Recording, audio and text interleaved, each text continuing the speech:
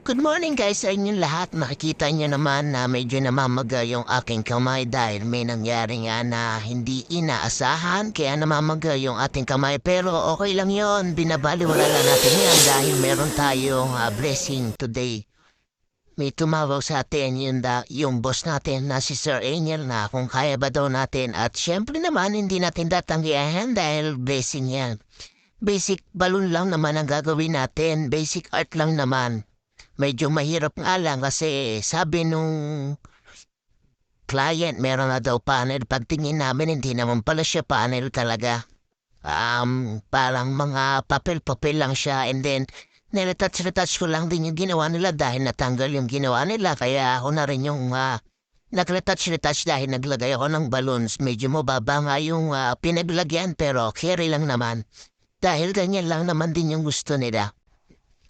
And ayun na nga, medyo matatapos na nga para dyan. Pero kitang-kita niyo naman na ginagawa pa rin natin ang best natin kahit masakit ang ating kamay.